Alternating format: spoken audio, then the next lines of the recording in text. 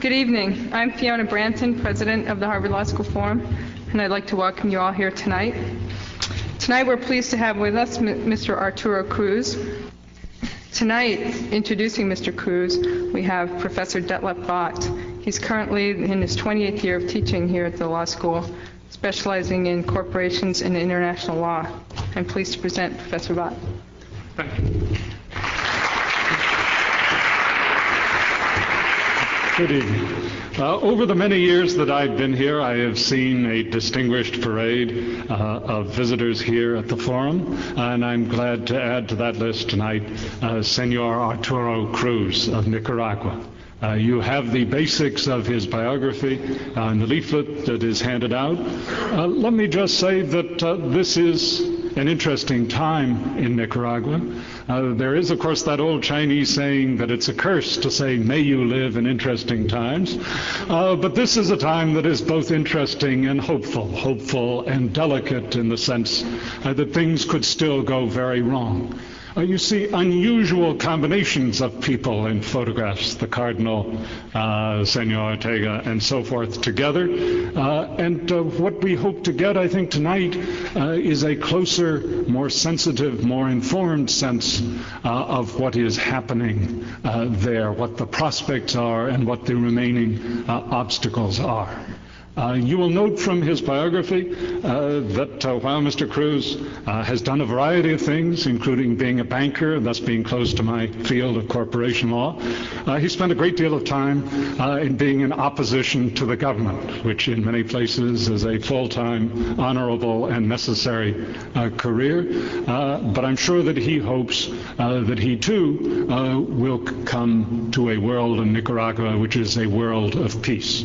And let me finally say that I hope that peace will also prevail here, and that we will have an interesting, pointed, at times vigorous perhaps, dialogue, but within the bounds of the rules of civilized discourse.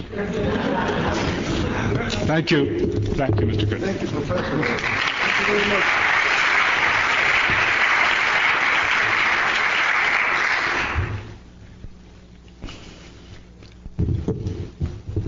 This morning, when I got up, I said to myself, what in heavens am I going to go to do to Harvard? The reason I asked myself that was, first of all, I more than once have played the role of the slave in the Roman circus. But I did have, in the first place, a commitment to honor. I accepted to come here on April 12th. And in addition, I felt also that I had to come because although I am not an actor in the drama of my country, I follow it rather closely. And I was asked to expand on two subjects.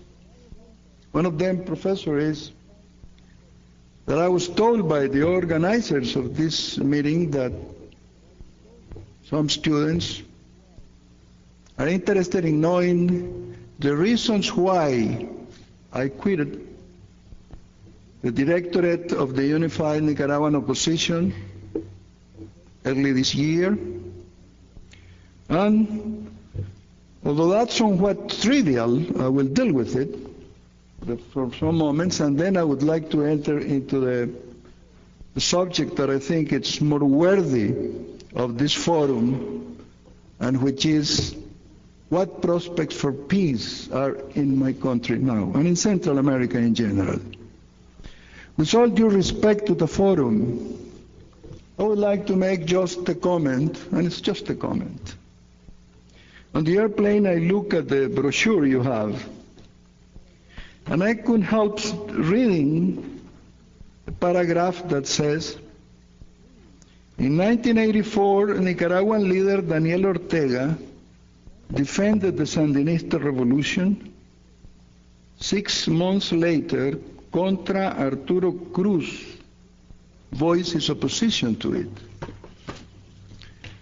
I'd like to say that we, the Nicaraguan dissidents, and when I say dissidents, I am referring to those of us who believed in the revolution but who dissent strongly with the orientation given to it, that we have certainly failed in conveying something which is not seen by the world, that in our country and in the rest of Central America there is not struggle between two poles, the extreme left and the extreme right, but that the real struggle is between both poles against the center, that there is a democratic center. Fortunately, for the future of Central America, Daniel Ortega, who is a revolutionary leader, and who is a pragmatist among the 9 members of the National Directorate without any question. I would say fortunately for him also, instead of the Sandinistas having in Central America as heads of state in the other countries what the radicals in the National Directorate would like to have, which would be somebody like Martinez in El Salvador, they have Duarte. Somebody like Cuico in Guatemala, they have Cerezo. And somebody like Carillas in Honduras, they have Ascona. And more important of all, there is a man of vision in San Jose de Costa Rica, President Oscar Arias. Let me tell you that if I told all the reasons why I left the Nicaraguan Opposition Directorate, it would take too long a time. So I'll try to make a synthesis and give you some specifics. If I am to be candid with you, I have to admit that at the end of 1986, the Iran-Contra scandal obviously influenced my decision to leave. But it was, I want to tell you, at most a triggering cause. There were several other reasons that weigh heavily in that decision and that I was harboring for a long time. I also took into consideration at that moment what I deemed was a duty as a Nicaraguan, and also that I had some loyalty to my family. Again, if I have to be honest with you, I had a feeling of self-guilty. I was embarrassed. I was angry with myself. I was fed up. But I would also be a liar if I told you that what I did it purely for emotions. There was some rationality in it. One of the reasons that were leading me to take the decision that I did was what I perceived to be the futility of the war. I made the mistake, I admit. I've made many mistakes. But there is one single mistake, that it's the mother of them all, and that was to have joined in June of 1985 the Nicaraguan resistance, waging war. It was an error because it didn't behoove me to do it.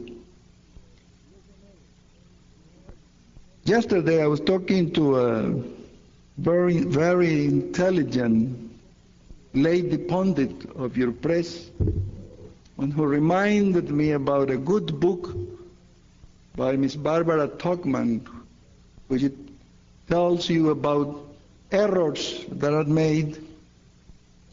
And she said that Tuckman, in the book, I don't recall that, but she said, Tuckman said, that usually when you make errors, for some time you're not aware of them.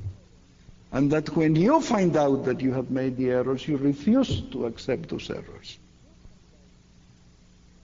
So I was facing that.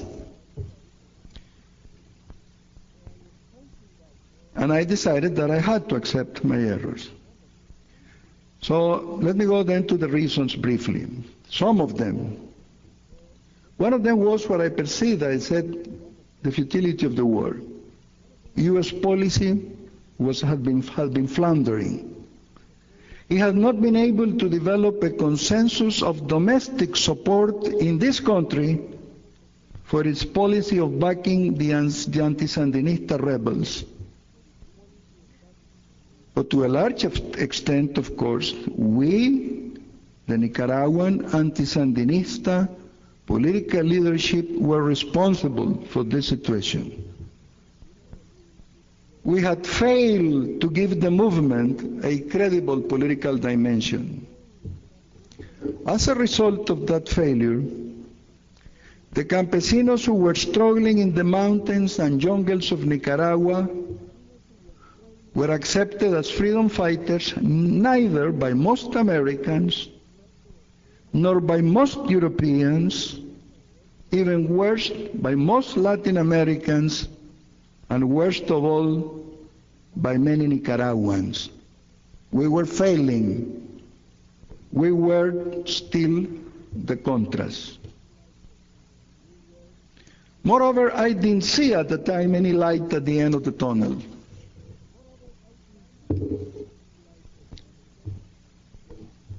At the time I made public my decision to leave, in a note that I gave to La Nación in San Jose, Costa Rica, and to the Miami Herald in Miami, I stated that I was concerned over the fact, as a Nicaraguan, that all I could see in the U.S. strategy, in its policy, was a policy of containment. That is to say, to contain the Sandinistas within the borders. It was obvious.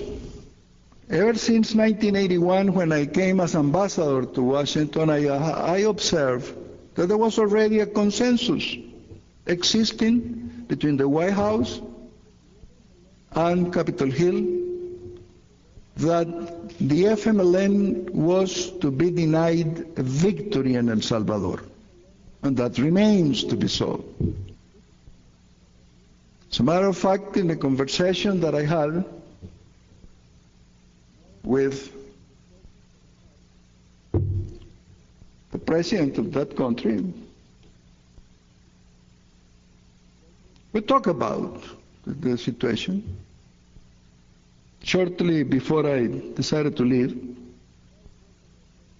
we talked with candor, how both of us saw things.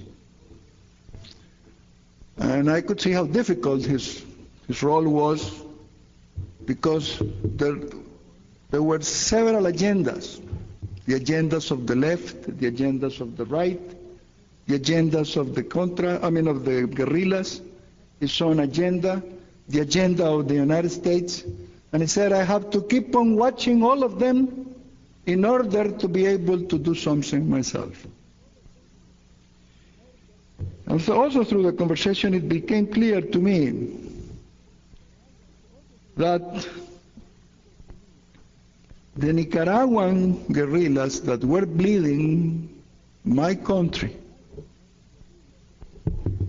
were part of a wall of contention and also of a wall of protection of the rest of Central America, but at the expense of Nicaraguan blood. That U.S. strategy, the way I perceive it, I might be wrong, but that's the way I saw it. I could see that it also was predicated in preserving the status quo in Costa Rica, in Guatemala as well, and in Honduras. That also part of that policy was converting Honduras into a military bulwark. And at the same time, there was a commitment of the United States that was announced to defend Honduras in case of a Sandinista aggression. In Costa Rica, of course, the status quo is preserved by two obvious facts. One of them is the moral authority of the democracy of Costa Rica, and the other is the status of Costa Rica as a member of the Rio Treaty of Mutual Security. So Nicaraguan guerrillas were a symmetry that was being established with the Salvadoran guerrillas, and there was no hope whatsoever, in my judgment. In the meantime, young Nicaraguan soldiers on both sides and civilians were dying. But all of my 4 sons were safe here. And so were my fellow Nicaraguans who called for war from a podium at a hotel lounge in Miami. None of us was at the war front, nor it was the children of campesinos and their mothers and fathers and brothers and sisters, as well as babies and old people, who were being killed or maimed in northern Nicaragua. So we had a moral question. It was the fact that the Sandinistas, in my judgment, were guilty of injustice, and theirs was a regime of force. It could be said that rebellion was justified. However, after several years of bloodshed, the Sandinistas didn't give any signs of being willing to negotiate. That meant that our two-track approach was not functioning. The Sandinistas had spurned all the peace overtures we had made to them. In such a no-win situation, one wondered whether it was morally right to continue assuming the responsibility involved as a member of the UNO Directorate. Another reason was, let us be very honest, ideological differences within the coalition. It was difficult to hide the antagonism existing between the FDN in the north and the Southern Front. In the north, the prevailing elements at high level were former die-hard Guardias and Somocistas, not so the soldiers, who are mostly campesinos. In the south, the leadership and the file and rank were largely made of Sandinista dissidents or Guardias who had rebelled at some time against Somoza. As one of the 3 directors, I tried to preserve a balance, notwithstanding the fact that I leaned to the south.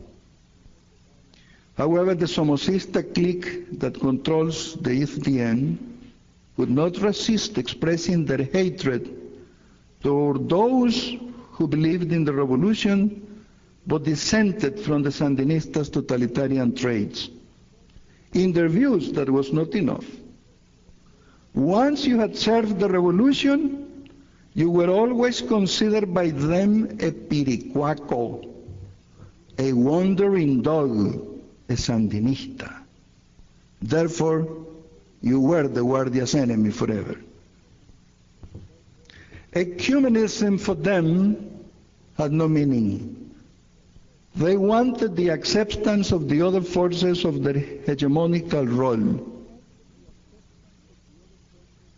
Another reason was unwillingness of the FDN clique to accept reforms. When we formed the unified Nicaraguan opposition, it was agreed that the 3-man directorate would assume all functions, military, political, and diplomatic. Far from it. The FDN rejected unity and insisted in that hegemonical role, I saw that there was no reason for me to stay in an alliance with those who were not my friends. We were being undermined day in and day out.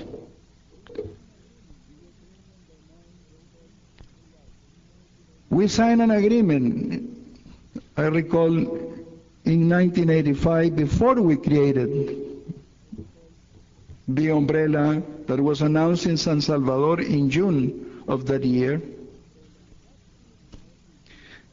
But the truth is that that clique treated that commitment with the same contempt that the Sandinistas had earlier reneged the 1979 commitments before the Organization of American States to establish pluralism and democracy in Nicaragua. I felt like leaving, of course, but I was persuaded to stay for the cause.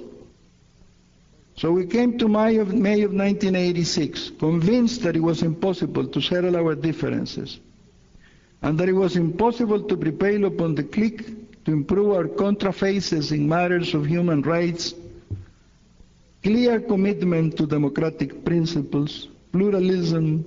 I felt I had to go. It was then when I practically stepped out. We held a meeting in Miami and signed a proposal of reforms. But I knew that as soon as the dust settled, the reforms would be derailed and I would be eased out. I just stayed that half year with one foot on the door, trying to avoid publicity, but this time not for the sake of causes, because our causes were different, but for the sake of formality. At the beginning of March, my wife and I decided not to tell anybody, and we just left. I just left. In those days, a friend of mine was quoted by the Washington Post. He said that I had bent backwards so many times that I was finished. He was right. As a politician, I am finished. But I have also learned something very useful as a man even at my age. And it is how healthy it is to stay away from alliances with those who are not your friends, and from the U.S. embrace. And this last year has been one of the happiest in my life. I am sorry that I dedicated this time to something so trivial. I did it because, as I indicated, I was requested to it. Anyway, the reform of the Contras has become irrelevant because the Contras could become outmoded any moment. There is a new reality, the Arias Plan. In February of this year, Alfonso Robelo and I met with Costa Rican President Oscar Arias at his home in San Jose de Costa Rica. He had a yellow pad and a pencil. That's all he had. And he began to jot down some ideas relating to his peace initiative. It was a proposal that had many features in common with previous peace plans: ceasefire, amnesty, restitution of freedoms and civic rights, dialogue for the establishment of democracy, and finally elections. However, this one was not going to be another platitude because it had two differences with the others. First, it removed all the pretext for the Sandinistas not to accept it.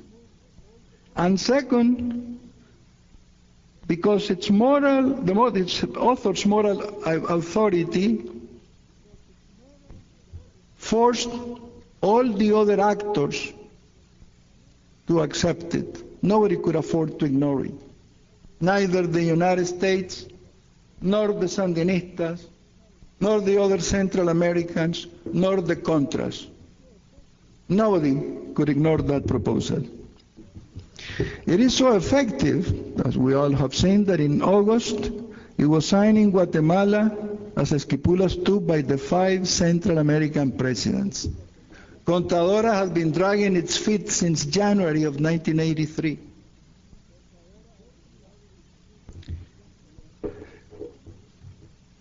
And shortly after, it won the Nobel Peace Prize. In Nicaragua, the Arias Plan has a powerful ally, the Church. The most significant achievement thus far, in my opinion, are the chairmanship of Miguel Cardinal Obando Bravo of the National Commission of Reconciliation and his role as mediator for the ceasefire. The first deadline for compliance on November 5th was met, not with perfection, but some breakthroughs have been made.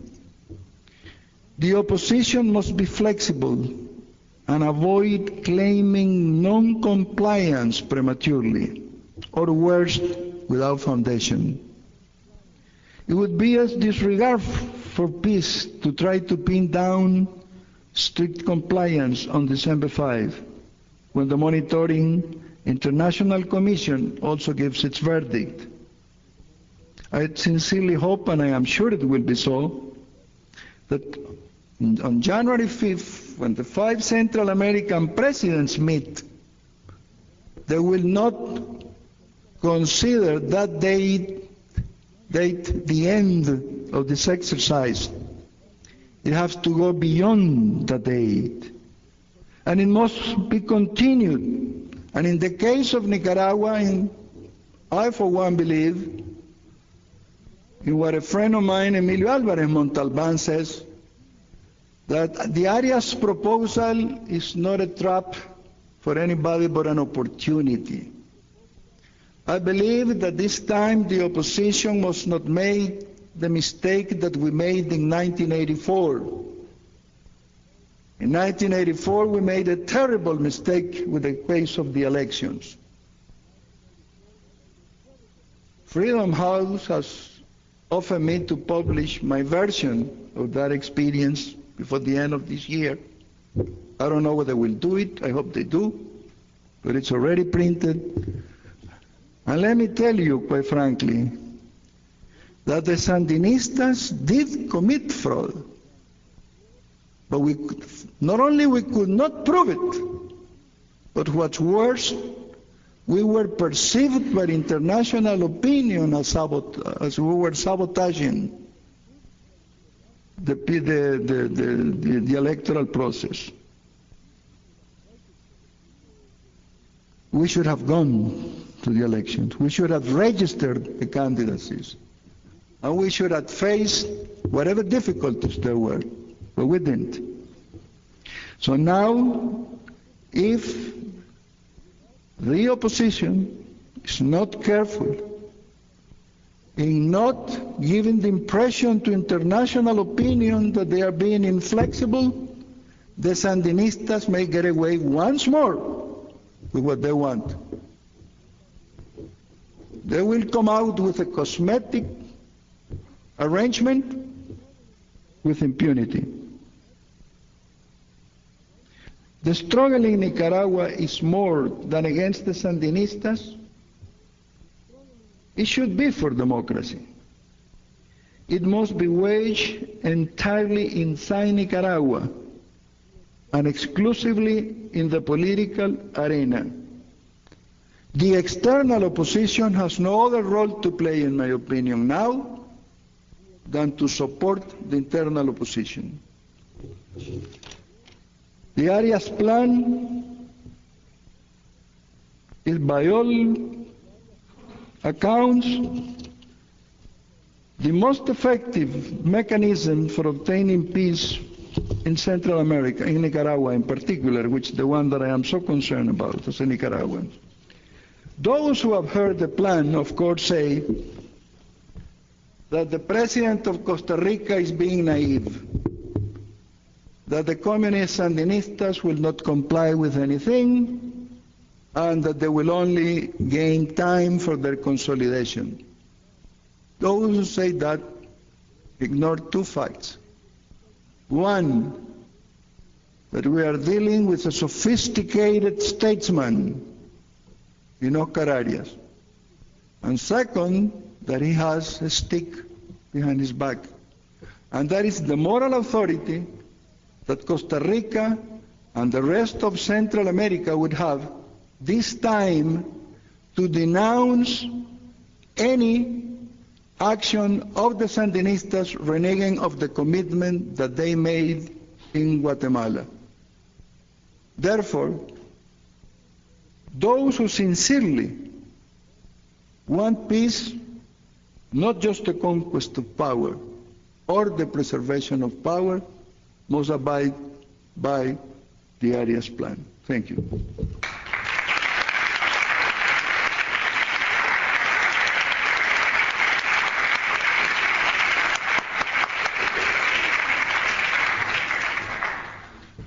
Thank you very much, Senor Cruz, for that most clear and most enlightening presentation. And we're now at the point for questions. I will recognize questions first from this side. Please be concise. Yes, sir. Thank you very much, Mr. Cruz. I'd just like to know, what do you think should be American policy towards Nicaragua right now? Simply to comply with the Arias Plan. If the Arias Plan calls for a ceasefire between the rebels and the Sandinistas, if the Arias Plan calls for the reestablishment in Nicaragua of freedoms, freedom of the press, freedom, all the other freedoms, if Nicaragua complies, the other parties must comply. Of course, the United States is not a signatory to the Arias Plan. It is not. But Honduras, in my opinion, should also comply by not providing its territory to anything that could be, the Sandinistas could claim is an aggression against them, and so forth. But although the United States is not a party to the agreement, and I believe, by the way, that the United States as a free nation, as a sovereign nation, has the right to have its own policy towards the plan, and in the way which was announced by Habib, by Ambassador Habib, made sense. For the United States, he used to say, anything of an agreement would be acceptable to us if it meets three requirements. One, that it is comprehensive. That is to say that it deals with the political, with the military, with the social, and so forth. The Arias Plan does. Second, that it is simultaneous. That is to say that you deal with the solution at the same time of all the problems. It is being done so. And finally, that it is verifiable. I mean, you have all the mechanism in the Arias Plan for verification. What should the United States policy should be? To support the Arias Plan.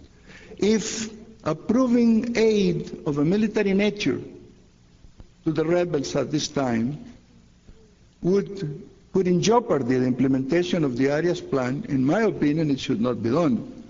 But at the same time, the United States has to safeguard its own interests. In that regard, I don't think anybody complain if the U.S. government continues to provide non-lethal aid to the rebels and watch how the process goes. And whenever we reach a moment when it is clear that the process has succeeded, it should withdraw all support. This lady here. Lots of media attention on the Arias Plan lately has been on a ceasefire and negotiations between the Contras and the Sandinistas. But as you know, the Arias Plan also requires democratization and respect for human rights. I'd like to know what you think are the biggest human rights problems in Nicaragua right now, and what specific steps the Sandinista government should take in order to comply with the human rights provisions of the Arias Plan. I'll tell you three violations of human rights in Nicaragua. One of them is that and let me start with something that make me sound perhaps harsh, if you wish, but I'll tell you. In 1985, or rather in 1984, to correct myself, the Human Rights Commission of the Organization of American States, in its report, made a warning a priori, which was ignored by international observers, by the media, by everybody. And the warning was that one of the basic human rights of an individual was the right to elect and to be elected. And that the Sandinistas were violating that right because through the control of the organs of the states, the Sandinistas were placing themselves in a position of advantage against other contenders. So that's one human right violation that has to be corrected.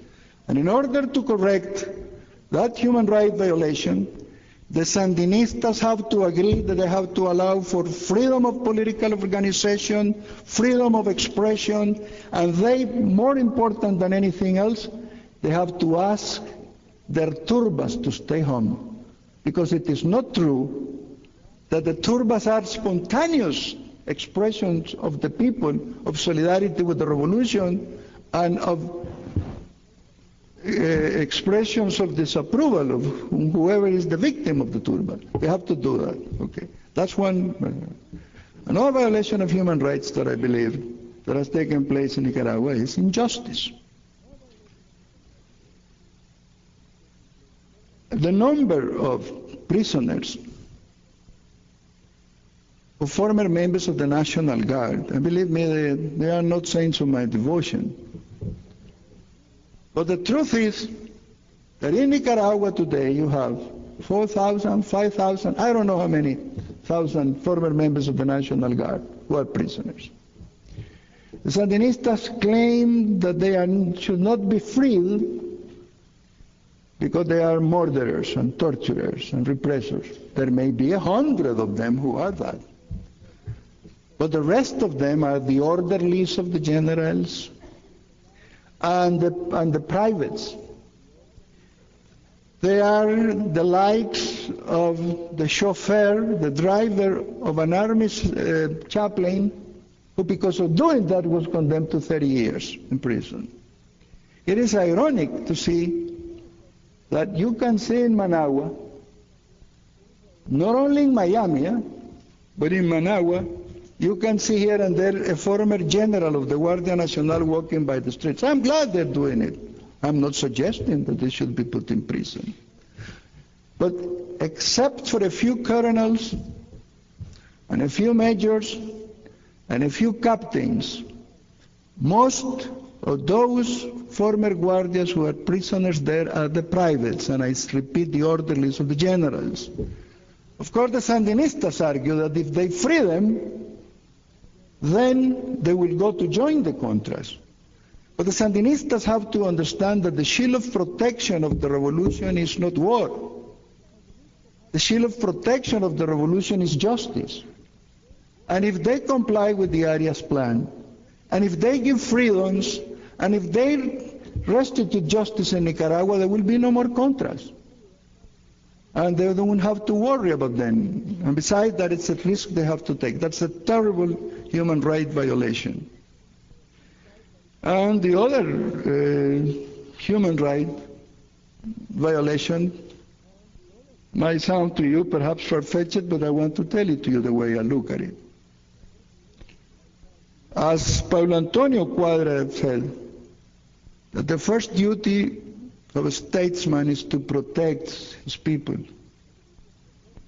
And that calls for prudence, so forth. But I believe that the Sandinistas have acted in such a reckless way that you have today a terrible situation in the national economy. Of course, part of the economic disaster is due to the war, absolutely.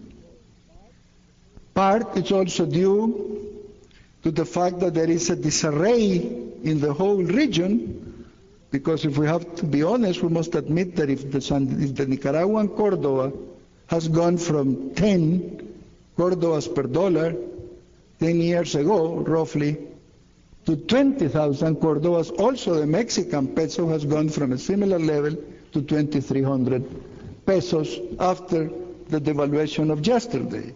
So there are also economic reasons. You have to be fair about this thing. But the main reason why Nicaragua is suffering shortages, a country that was a producer of surplus of food and so forth, is the ideological inflexibility of the Sandinista front. And as long as they continue to believe that their party is our people, then we will be in trouble. I mean, in my opinion, that's a serious violation of human rights from which all others are derived. But we have, Madam, to believe in what the church leadership says. That's another thing that very few people pay any attention. I have not seen in the articles written by my fellow compatriots in Miami, whom I say, it's wonderful, it's admirable to see them from a podium in the comfort of a hotel calling for war and so forth. I have not seen them mention, one of them mention one word of what the bishop said last September. You know what the bishop said?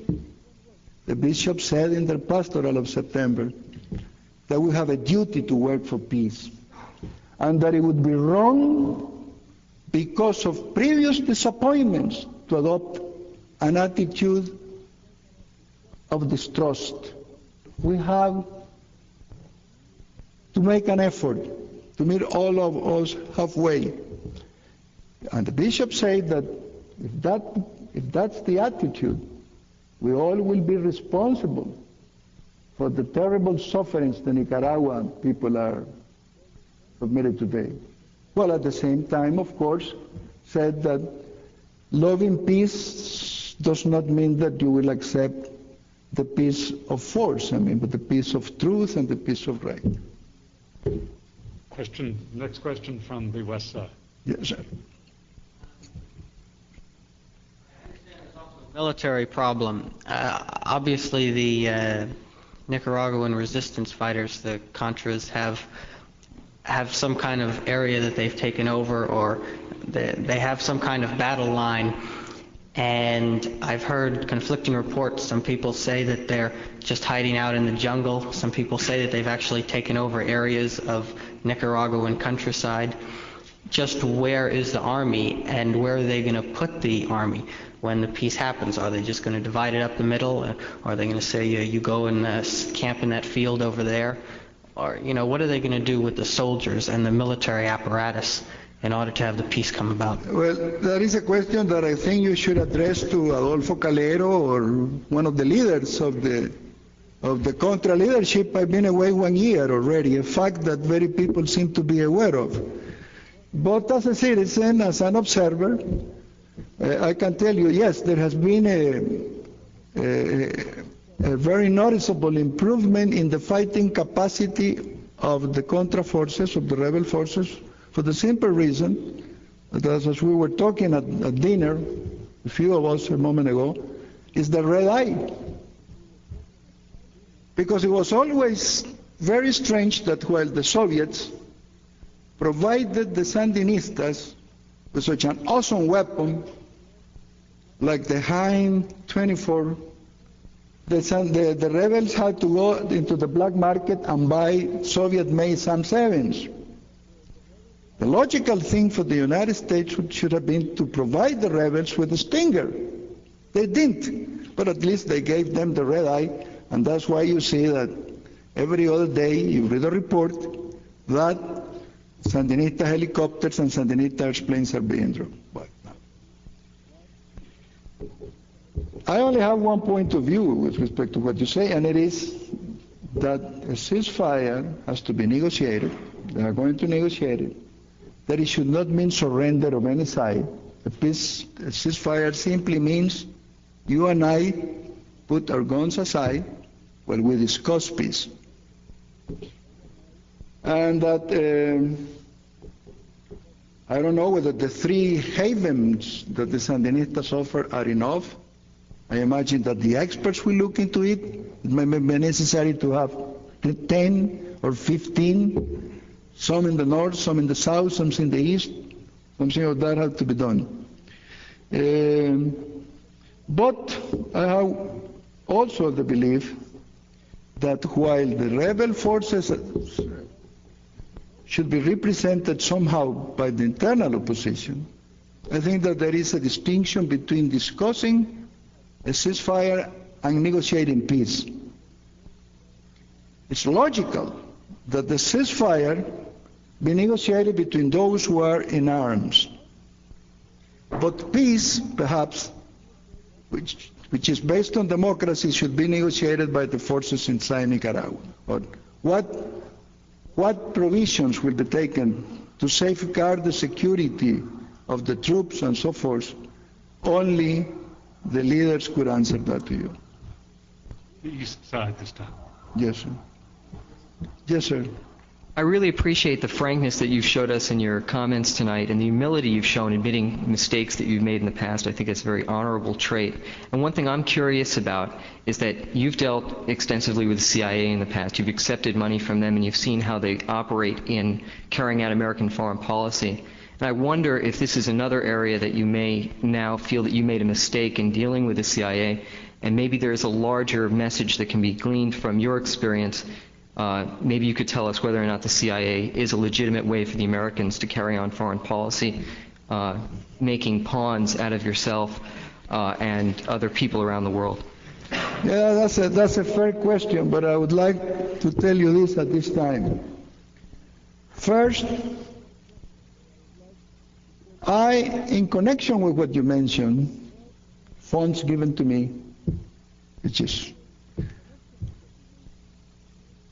was an error of judgment on my part, and I don't have any bones in telling you that it was an error of judgment on my part, and that I could dedicate half an hour to giving you an explanation, not a justification if you wish, but we will forgo that. But I want to beg you to understand 3 things. One, that there is an investigation of the special prosecutor. In my case, what I have said already is all I have to say. I never had any access to the bank accounts of the Contras, neither I ever engaged in buying 1 pound of rice or 1 bullet or contracting 1 service. Okay, so it's very simple. I already said all I had to say. Through the length of 1 year, I have answered the curiosity of the media as far as the details. But I have been forewarned not to enter into details about it until I am called again. It's a second reason. While I believe that if ever again Nicaragua has to go through a similar experience, I think that covert operations should be put aside. Our history, senor, and I am using the time, I'm aware of it. Our history has been like this. All our wars have been fought Nicaraguan blood, foreign weapons, and foreign aid in wherewithals to go with it. If we go to the 19th century, how were Nicaraguans able to expel the American adventurer, filibuster, William Walker, who had taken over our country? With Nicaraguan blood, with Costa Rican armies and blood, and with the money of guess who? Commodore Vanderbilt, Cornelius Vanderbilt. If we go to the so-called constitutional war in the 1920s, guess how we did it? Or how the liberals did it? On the government side, it was the U.S. Marines protecting the government. and money from the U.S. budget. And on the rebel side, it was Mexican weapons and Mexican money. And in that war, our hero, Augusto Cesar Sandino, fought on the side of the rebels. I must tell you that Sandino invested his savings, his personal savings in that war. If we come to the overthrow of Somoza, I was a witness to it, senor. It was Nicaraguan blood again, plus Venezuelan, Panamanian, Costa Rican to a certain extent, because the territory was allowed, and Cuban weapons.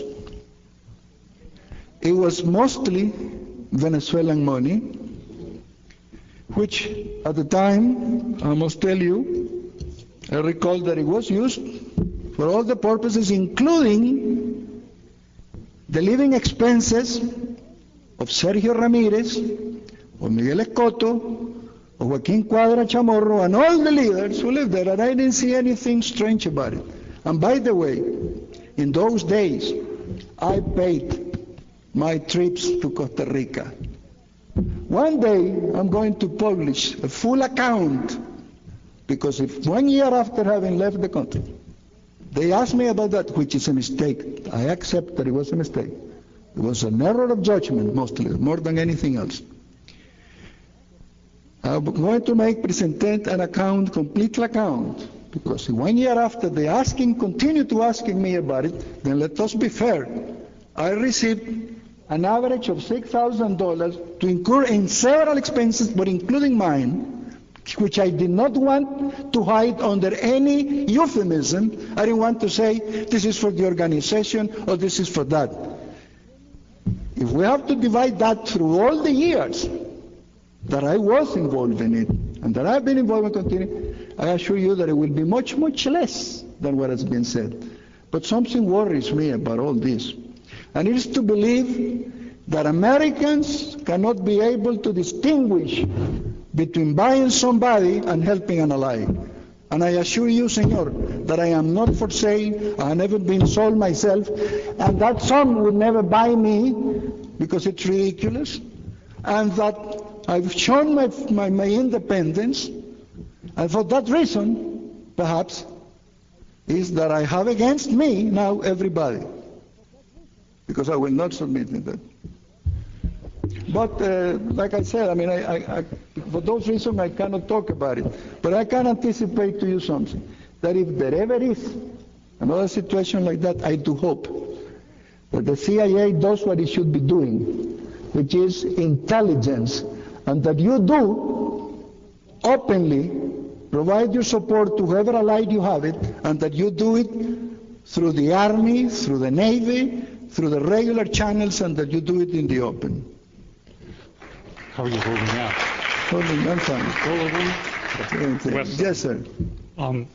You proposed that the United States would support the Arias peace plan, and I assume that this would imply the stop of the Contra aid. How, in your opinion, would that affect the influence that the Soviet Union has in Nicaragua? Well, that's one. I'm glad you mentioned that, because I wrote a little piece in Los Angeles Times in August. Maybe you read it, and forgive me if I'm going to be repetitious, but there I said the following: that the virtues of the Arias plan is that it is like a computer program. We used to have a computer program fraught with bugs. He removed the bugs, established symmetries and so forth, and he established divisions of labor. One of them is, we Central Americans, he said, should be responsible for discussing the democratic steps that will, through this procedure, establish permanent and effective peace in Central America. But insofar as the fact that there is a threat of the establishment of a Soviet beachhead in Nicaragua, that should be the United States' concern. And that's been the proposal also for a long time of Ambassador Ambler Moss and others. Let the Central Americans discuss among themselves the means to achieve peace and democracy. And insofar as the danger of your geopolitical interest, might be in jeopardy, that can be the right arena to resolve that is a discussion between the United States as a world power and the Soviet Union, and that could help. Perhaps there's something in the fact that after the assembly of the Sandinista party had decried the Arias plan and said that there was nothing, Ortega went to Moscow and he returned with a different attitude. There may be something about that. And also, the Arias plan will finally tell us that once you have removed what the Sandinistas call U.S. aggression, and that they will have no pretext, we will see how the Sandinistas will manage the national economy, how they will manage the freedoms, what reasons they will have to shut down La Prensa, what reasons would they have, and so forth. So that's also another advantage. And it is also a good opportunity to prove something that has been said all along, that there are some pragmatic Sandinistas. Well, this is the time for them to prove it. And I believe that Ortega is trying to do something about it. Question. Okay, you do talk about Daniel Ortega being a pragmatist, and my question to you is he coming to these indirect talks with the Contras because of this moral imperative to do so by the Arias plan, or is it because of the the pressure that the Contras are putting militarily upon the Sandinistas? Some people say that the Sandinistas have come to the negotiating table because the Contras are beating them. Yeah, that's a fact, yes, of course. The Sandinistas have two problems. One of them is the national economy. They need to reach some sort of an agreement with the private sector to produce again, but in order to obtain that, they have to create political conditions. And second, as I said, playing David against Goliath has become too costly for the Sandinistas. Although the Contras are unable to overthrow them, they have become a nuisance. Too much problem. And they need that. But I don't believe that it is right to say that the Sandinistas have come to the negotiating table because of the pressure of the Contras. That is not to know the Sandinistas. The Sandinistas will never knuckle down and they will never cry uncle. That is wrong. That's a wrong approach. And I am not suggesting that those who favor, keeping on hold the Contras, that's all right. I believe that they should receive non-lethal aid, and keep them as an option and so forth. But the reason the Sandinistas are coming to the negotiating table is because that Costa Rican young statesman has created such conditions that without losing face, the Sandinistas can go to the negotiating table. And also, if the Sandinistas are afraid of somebody, it's of the Costa Ricans. Because the Costa Rican moral authority in Central America is such that that's the stick that the president has been. This time the Sandinistas have a choice. Either they consolidate their power through democratic reforms, the government, or they will face confrontation. And those who will be leading the call for confrontation will be the Costa Ricans. He is afraid of the Costa Rican, not afraid of anything else. Let's have our last question. Yes, sir. Thank you. Yeah, because it's almost 10:30. You just mentioned that the Costa Ricans were a major force for the Arias plan in the region. Then my question would be, within Nicaragua, it seems like that it split the Contras and the Sandinistas. what kind of support is there within Nicaragua for the Arias plan? Is it realistic to expect that it would have support within the country? That's a very good question. If you go through the Nicaraguan spectrum, Miami, for instance, before we go inside, 9 out of 10 persons in Miami are against the Arias plan. If you go among the bourgeoisie of Managua and the political leadership that you see every day, most of them are against the Arias plan. But if you go in the rural areas, they probably don't know exactly what the Arias plan is. But it's obvious that the people want peace. They want to find a way to put an end to the war. And if you go to sophisticated Nicaraguans or sophisticated friends of the Nicaraguans, for instance, in the Miami community, they are for the Arias plan. Now, there are 2 reasons why many Nicaraguans are against it.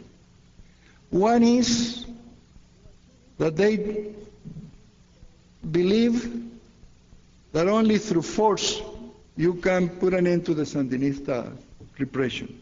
Maybe they're right.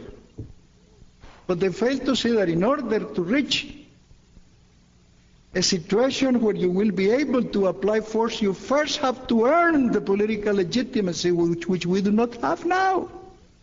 I mean, I didn't experience that I have had thus far is that if I go to Europe, I find that the Europeans consider the Nicaraguan opposition illegitimate. If you check with large segments of the American population, you find a similar attitude. And if you check Latin America, the same feeling. Therefore, Arias is giving us Nicaraguans, the first opportunity to correct an error, because the whole thing was an error. The Sandinistas should have been left alone. And I assume the responsibility that I have to assume for my own faults. There should have never been any insurgency against the Sandinistas. And today, 8 years or 9 years after being in power, the church would be harassed, la prensa would have been shut down, there would not be freedom of expression, there would be no freedom of movement or anything. And they could not claim that there is a U.S. aggression against them. And they could not be calling the opposition mercenaries. And we would have all the moral authority to say we have tried to accommodate ourselves with the Sandinistas. Because that's another thing that people seem to ignore. People believe that the opposition in Nicaragua from the first day said we are your enemies to the Sandinistas. And there was a whole process of persuasion, friendly persuasion. The opposition begged to them to come to an understanding. But their ideological arrogance has been against this. And that's what Arias is doing. All right, this is a lost game. Some people say, if we have Contras, we have hope. If we don't have Contras, everything is lost. That reasoning should be re-examined. It's Arias the way to bring peace to Nicaragua and to bring democracy. But we have to be sincere about it. If again, I don't know if you're a Nicaraguan, are you? Okay. But again, if the world perceives us as being insincere, that all we want to do is to taunt the Sandinistas, that we go on telling, you're going to prove to me that you have freedom of the press and so on, we're lost. The right kind of answer is what that young lady of La Prensa, Cristiana Chamorro, according to the newspaper, has been given. Are you being censored? No. Do you feel constrained? No. Do you feel that you have freedom? Yes. But when our right-wingers start to use a pencil, like I saw them in 1984, with the proposal for an understanding with the Sandinista field elections from the Colombian president Betancourt, with a pencil, sharpening their eyes to find little ways of scuttling the proposal. Then we're lost. Thank you.